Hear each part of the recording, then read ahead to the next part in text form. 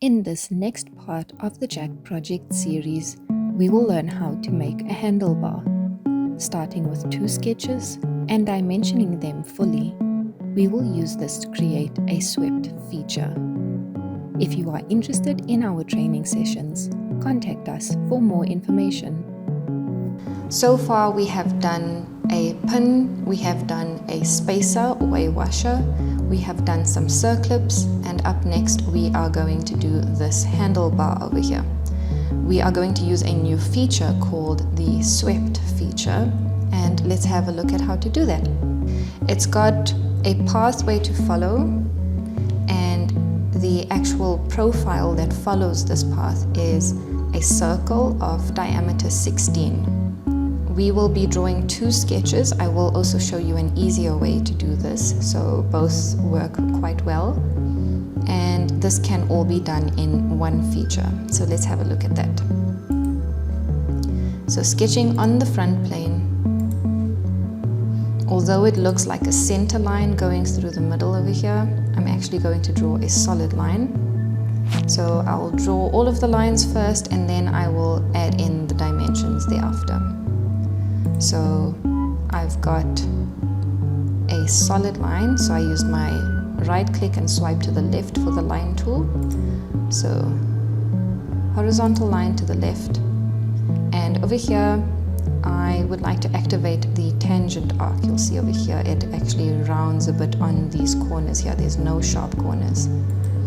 Instead of just continuing with the straight line tool, I can do one of 2 things. I can hover over the edge of that end point of the line that I've just made, and when I bring my mouse back out again, you will see the tangent arc entity has activated. So I want to see these 2 dotted blue lines to show me that it's at 90 degrees. Okay, although it doesn't create a relation to keep it at 90 degrees, I do at least have this tangent relation over there. Then a vertical line going upwards, and this time to activate my tangent arc, instead of hovering over the end point of the previous line, I will simply click on A on my keyboard. The letter A activates the tangent arc as long as my line tool is active. Again, looking for those 2 dotted lines for 90 degrees. Then I'd like a horizontal line across, another tangent arc using A on my keyboard, keeping this arc at 90 degrees, bringing it back down again with a horizontal line, another tangent arc at 90 degrees, like that, a horizontal line across, that's a little bit longer than the others, one more tangent arc at 90 degrees, and then one straight vertical line. So let's have a look at the instructions, see that everything is as it's supposed to be, and it is indeed. So now we can go ahead and add in our dimensions. We can see that the radii for all of these tangent arcs are radius of 24. So instead of adding that dimension to each of them individually, I will just add it to one and make them equal to each other. However, I'm going to start with the largest dimension, which is this 300 over here. So let me go and add that in. You'll also notice that it is not necessarily going from the end point of this straight line, but from this vertical line to this vertical line over here. So that will actually be the entities that I'll select when including this dimension. So from here to here is 300.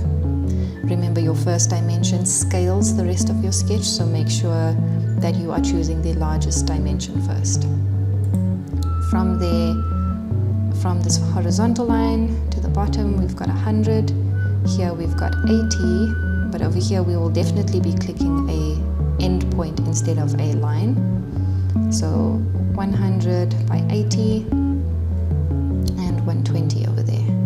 So let's do the 100 first. From here to here, 100, then from there to the origin, or other words, the end point of that line, that was 80,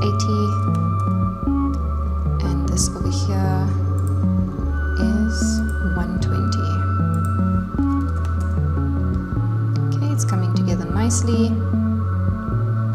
Then we have 60 over here, and then we can add in our radii for the tangent arcs. So from that line to this end point over here is 60. Like that.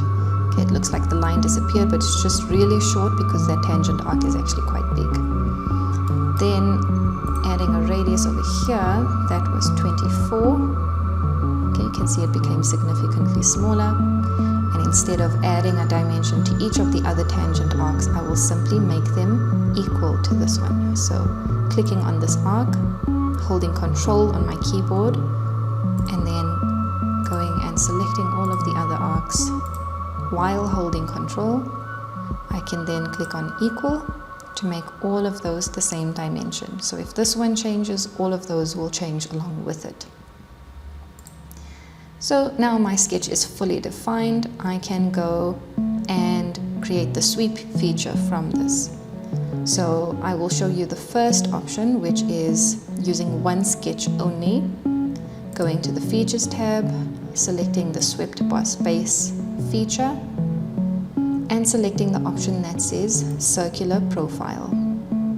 By selecting Circular Profile, all I need to do is edit the dimension over here, which from the instructions we can see is a diameter of 16 millimeters. So changing that to 16, we can see that a circular profile has been added, and the feature allows that profile to follow the pathway that we have created from the previous sketch. So this is sufficient for this handlebar. Clicking OK on that feature, we can see that the handlebar is complete. However, if we had a different kind of profile, instead of circular, perhaps it was rectangular, we would then need a second sketch, and the sketch would be perpendicular to the first sketch, and the option that would be selected then instead of circular profile would be sketch profile, and that second sketch could be selected from the feature tree over here and inserted there, and that whatever that sketch of the profile would be would follow along here as well. So for example, if I then went ahead and sketched on the right plane a rectangle, so let's make that a center point rectangle on the origin over there. Okay, I can dimension this quickly. Let's make that 8 by 8. Whoops.